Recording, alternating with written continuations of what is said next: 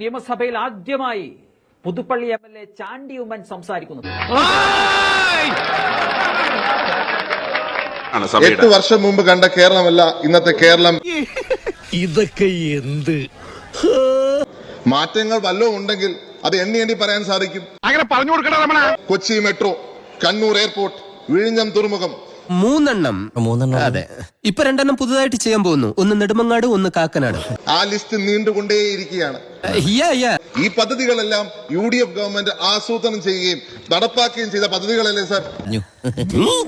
നിങ്ങൾക്ക് ഒരു പദ്ധതി ആസൂത്രണം ചെയ്ത് തുടങ്ങി അതുപോലെ തന്നെ പൂർത്തിയാക്കിയ ഒരു പദ്ധതി കേരളത്തിൽ നടപ്പാക്കിയ പദ്ധതി ഉണ്ടോ നിങ്ങൾക്ക് പറയുവാൻ? 8 വർഷക്കാലം പദ്ധതി അതായത് മറ്റേ ഇതല്ലടാ ഇതോ എനിക്കൊന്നും ഓർമ്മ വരുന്നില്ല ഈശ്വര. നിങ്ങൾക്ക് ചെയ്യാമായിരുന്നു. കൊച്ചി മെട്രോയുടെ 2ാം ഘട്ടം നിങ്ങൾക്ക് ചെയ്യാമായിരുന്നു. ഒരാളെ കുടിച്ചതിന്റെ ബാക്കി ഞാൻ കുടിക്കില്ല. അതെന്താ? ഞാൻ തറവാട്ടി പറഞ്ഞവനാ.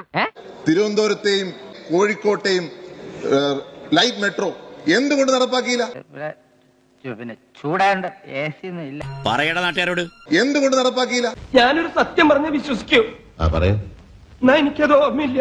എല്ലാ തെരഞ്ഞെടുപ്പ് ആവുമ്പോഴും സ്റ്റണ്ടുമായി വരും. എന്താ 2020 പഞ്ചായത്ത് തെരഞ്ഞെടുപ്പിന്റെ കാലത്ത് അന്നും പറഞ്ഞു തിരുവനന്തപുരത്ത് മെട്രോ നടപ്പാക്കും. ആര് പറഞ്ഞു? ഞാൻ പറഞ്ഞു. ഒരുമാതിരി പല തന്തയ്ക്ക് പറഞ്ഞ പരിപാടി എന്റെ അടുത്ത് കാണിക്കരുത്. കോഴിക്കോട് നടപ്പാക്കുമെന്ന് പറഞ്ഞു. 4 വർഷം കഴിഞ്ഞു, ഇല്ല. വെറും വാഗ്ദാനം കിട്ടുകയല്ല. അതുകൂടെ മനസ്സിലായില്ലേ? വരൂ. ഇന്നതാ അടുത്ത ഇലക്ഷൻ വന്നിരിക്കുക. അടുത്ത ഇലക്ഷൻ ആയപ്പോ പറയുന്നു ഞങ്ങൾ കോഴിക്കോട്ടും തിരുവനന്തപുരത്തും മെട്രോ നടപ്പാക്കും. കാലം കുറച്ചാലും ഇപ്പൊ ശരിയാക്കാന്ന് ചിലച്ചോണ്ടിരുന്നാ പോരാ. എപ്പൊ ശരിയാക്കാ ഒക്കൊന്ന് ഇപ്പൊ പറയണം. അങ്ങനെ കൃത്യമായിട്ടൊന്നും പറയാൻ പറ്റൂല.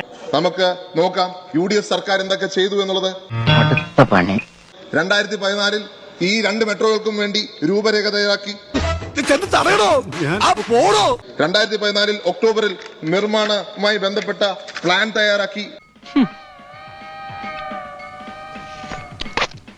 2015 മെയ് മാസം DMRC കൺസൾട്ടന്റായി സർക്കാർ നിയമിച്ചു.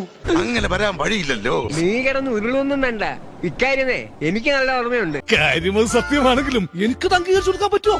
2015 ജൂണിൽ കേരള റെയിൽ ട്രാൻസ്പോർട്ട് ലിമിറ്റഡ് രൂപീകരിച്ചു. അതെ, കേട്ട് പഠിക്കടാ. ബാക്കി പറ. 2015 സെപ്റ്റംബറിൽ ഇത് തീർന്നില്ലേ? ഉത്തരവിലൂടെ സർക്കാർ പദ്ധതി രേഖ അംഗീകരിച്ചു. സർ, ഇനി വായിക്കണമെന്നില്ല, എല്ലാവർക്കും എല്ലാം മനസ്സിലായി. എന്നാ പിന്നെ വൈകുന്നേരം നന്ദി പ്രകടനത്തിന് കാണാം. ശരി ശരി, ജയ് ഹിന്ദ്, ജയ് ഹിന്ദ്. അങ്ങനെ ഒന്നും ഞാനും ആലോചിക്കാതിരുന്നില്ല. അപ്പൊ എല്ലാം പറഞ്ഞ പോലെ അവിടുന്ന് അങ്ങനെ അങ്ങ് പോയാലോ? ഇനി പോവല്ലോ. ഈ ഉപകാരം ഞാൻ ഒരിക്കലും മറക്കൂല. നന്ദിയുണ്ട് സാറേ, നന്ദി.